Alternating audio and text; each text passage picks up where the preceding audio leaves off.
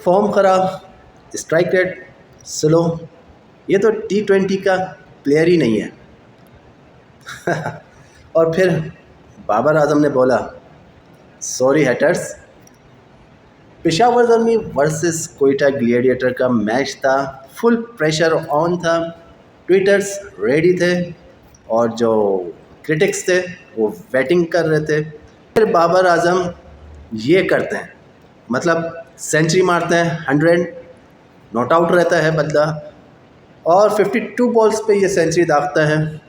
इसके अलावा strike rate 192 का होता है और सबसे बड़ी बात, वो जो कहते थे ना डॉट बॉल, पूरी इनिंग में सेंचुरी में सिर्फ एक डॉट बॉल खेलता है। मतलब जो 50 करता है जब 31 बॉल्स पे करता है बाबर आजम, और अगली जो 20 या 22-21 बॉलें होती हैं उस पर वो सेंचुरी कर देता है। तो ये तो स्ट्राइक रेट की बात हो गई बाबर आजम की, जो चर्चा बनी रहती है, strike rate, slow strike rate और डॉट बॉल, टुक टुक। तो वो चीज़ तो बाबर आजम ने कोयटा ग्लेडिएटर के साथ जो मैच पड़ा उसमें ख़त्म कर दी। 52 बॉल पे सेंचुरी मारते हैं। और भाई जो डॉट बॉल है वो भी T20 सेंचुरी की, मतलब अगर हिस्ट्री देखी जाए तो पूरी इनिंग में, सेंचुरी की इनिंग में ऐसा कोई वाक़या नहीं मिलता कि ये बंदे ने सिर्फ एक डॉट खेली। लेकिन यहाँ पे बाबर आजम सिर्फ एक डॉट बॉल खेलता है और यहाँ पे ज़ल्मी जो है वो फिनिश करता है 255, 3 खिलाड़ी आउट, और वन ऑफ द बिगेस्ट और हाईएस्ट टोटल होता है PSL हिस्ट्री का। बाबर आजम की ये सेंचुरी तकरीबन 2 साल के बाद आती है PSL में, जिस पे बाबर आजम भी कहता है कि यार मुझे पुरानी यादें ताज़ा हो गई। बाबर आजम कहता है कि जब आखिरी बॉल रह गई थी और 2 रन चाहिए थे तो पहले ही उसने एरॉन हार्डी के साथ मिलके बोला कि भाई कुछ भी हो 2 रन डबल भागना है, और माइंड बना लिया पहले से ही।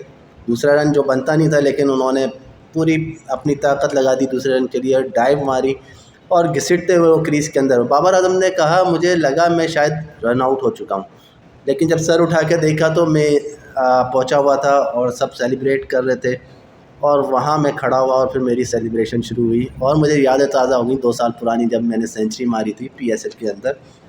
इसके अलावा जो है 12वीं सेंचुरी थी ये बाबर आजम की। ओवरऑल अगर T20 फॉर्मेट में देखा जाए तो 12 दफ़ा ये काम इन्होंने सर अंजाम दिया है, और 3rd PSL सेंचुरी थी इनकी। 2 साल बाद ज़रूर मारी है, लेकिन इससे पहले 2 सेंचुरियाँ और हैं बाबर आजम। तो बाबर आजम की ये जो इनिंग्स थी, ये सिर्फ रन्स नहीं थे, ये रन्सों का अंबार नहीं था, बल्कि ये एक जवाब था क्रिटिक्स को, हेटर्स को। अब बात कर लेते हैं ज़रा बाबर आजम के रिकॉर्ड्स की। बाबर आजम 100 टाइम्स उसने जो है हाफ सेंचुरी T20 फॉर्मेट में कर चुके हैं, यानी 50 की सेंचुरी मार दी है बाबर आजम ने। इसके अलावा पाकिस्तान के ये पहले खिलाड़ी बने हैं जिन्होंने ये काम किया है, मतलब सेंचुरी करी है 50s की, और ये only 4 player in the world है जिन्होंने ये कारनामा सर अंजाम दिया है, जिसमें क्रिस गेल हैं, वार्नर शामिल हैं और 2-3 बड़े नाम शामिल है। Virat Kohli I don't know इसमें है कि नहीं, लेकिन इसके अलावा क्रिस गेल का इन्होंने रिकॉर्ड तोड़ा है। और विराट कोहली का जो बराबरी करी है वो इस बात पे करी है कि जो 100 रन की पार्टनरशिप लगती है वो 47 मरतबा T20 फॉर्मेट में बाबर आजम और किसी पार्टनर के साथ इन्होंने काम सर अंजाम दिया है कि 100 रन की पार्टनरशिप लगाई है, और यही काम जो है विराट कोहली भी कर सकते हैं, मतलब 47 टाइम। तो ये बराबरी करिए विराट कोहली की। बात है कि स्टेट्स जो हैं वो बोलते हैं और क्लास नेवर डाइज। रन्स आते रहे हैं लेकिन सवाल जो है वो ख़त्म नहीं हो पा रहे, और सवाल पूछा जाता है कि बाबर आजम तुम विराट कोहली की तरह मैच क्यों नहीं जितवाते, जिस पे बाबर आजम का जवाब आता है कि ये मिसकंसेप्शन है और मैं कोई मतलब हर शॉट मुंह उठा के नहीं खेल सकता। मतलब वो कहते हैं कि मेरी टेक्निक है, मैं जिस टेक्निक से खेलता हूँ ऐसा नहीं खेलता कि हर बॉल पे आंखें बंद करूँ, मुंह उठाऊँ और बल्ला घुमा दूँ, चाहे वो छक्का हो या चौका हो। तो ये इनका जवाब था। लेकिन सोशल मीडिया पे जो है वो सवाल जवाब चलते रहे अपनी जगह, डिबेट ऑन रही, और बाबर आजम ने कोई जवाब नहीं दिया। उसने कहा कि मैं बैट से जवाब दूंगा, और उन्होंने उनका बल्ला जो है वो रन्स उगलने लगा। अब बात कर लेते हैं PSL 2026 के स्टेट्स की बाबर आजम को लेकर। तकरीबन 401 रन अब तक उनके हो चुके हैं और 7 इनिंग्स खेले हैं अभी सिर्फ। जो एवरेज है वो 100 प्लस एवरेज है इनका। इसके अलावा स्ट्राइक रेट जो है वो 143 प्लस है। स्ट्राइक रेट इस पे हमेशा बात होती है, वो नो डाउट वो मैटर करता है T20 को लेकर, लेकिन क्लास होती है। इसके अलावा नंबर सब कुछ बता देते हैं, कह देते हैं। और ओडीआई इसका मतलब यही बाबर आजम है ना, अब उनके सारे नंबर बातें कर रहे हैं, सेंचुरी लगा रहे हैं T20 के लेकर और सारे फॉर्मेट्स को लेकर।